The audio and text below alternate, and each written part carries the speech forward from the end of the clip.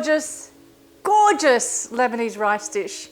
And what I love about this, oh my gosh, it is so simple and so cost effective, which you're winning. And if you make this, you're gonna find that after it's cooked and it sits for a while, I'm salivating thinking about it, it gets better and better and better. So brown lentils, which are gorgeous, you're gonna soak them overnight, just to give them a head start on the cooking process. I've got some olive oil and some basmati rice. Why basmati rice? Because I want that long grain rice. You can definitely use shorter grain if you want to, but I prefer the long grain.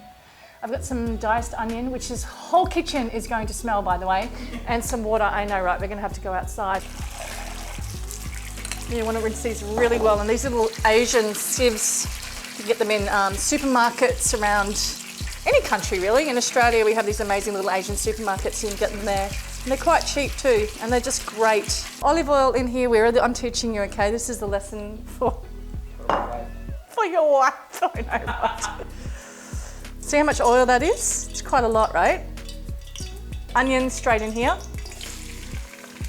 Then I'm gonna turn up that heat. Now the thing is, what you gotta remember, you gotta dance with the heat. Too high, it burns, it goes bitter.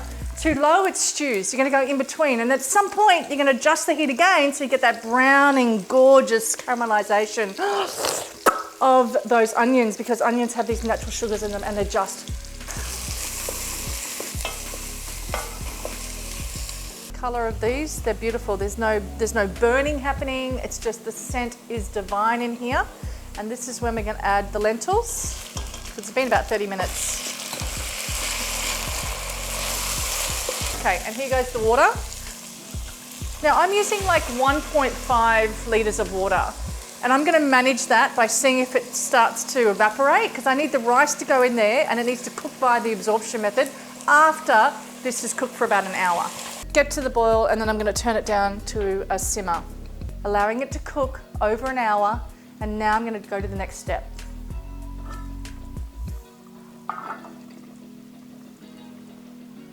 This is when we're gonna add some salt.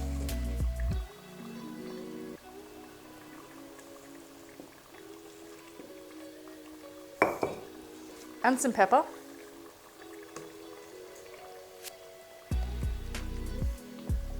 And this is when I like to taste, just to see if I have enough seasoning. I mean, look at that. It's very soupy. You want it to be fluffy. So this is the absorption method that I was talking about. Oh my God, it's amazing. More salt. Lid on, super low heat. 15-20 minutes. Stay in the kitchen though, because you might want to turn that heat completely off. More dara. Oh, wow! I know, right? Wait till you taste it. It's so simple. And you don't put any spices? Nothing. Anything, nothing. This is what the people do, mate.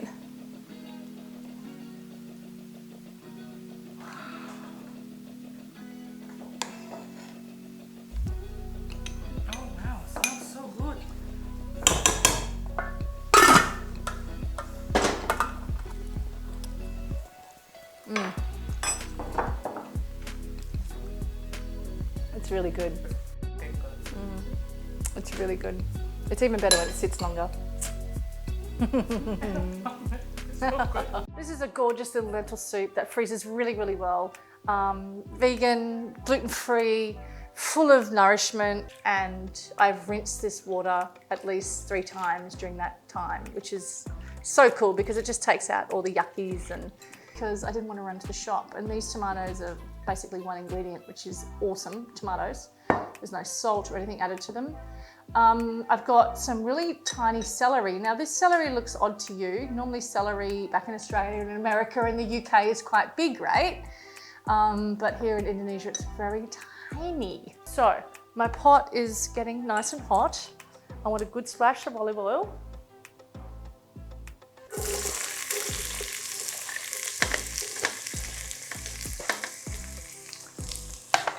And that garlic. Salt and pepper immediately.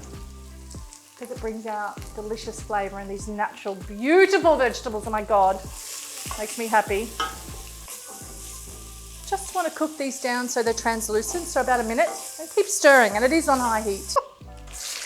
Oh my God, it's one of those days. Straight into your pot.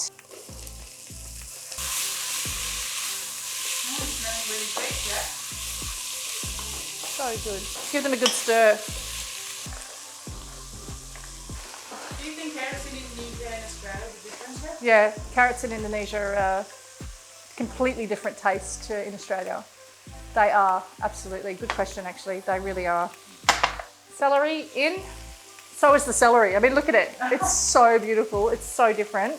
And it's strong. Yeah. Like, it's strong, isn't it? Now you're going to add your water.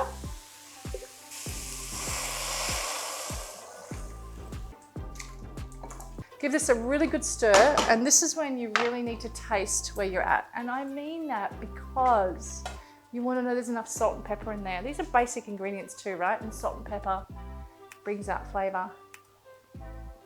Needs more salt and pepper. Good job, Cynthia. Good job, winning. Okay, lid on simmer, let it cook for a good 30 minutes.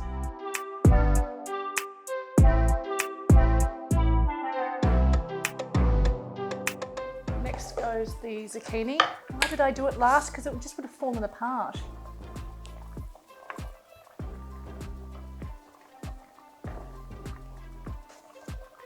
And then just going to give that a bit of a stir.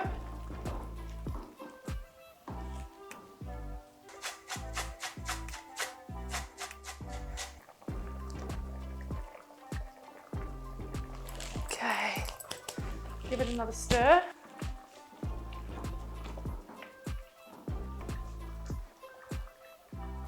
Oh, yum. It's just so natural, you know. And we are done.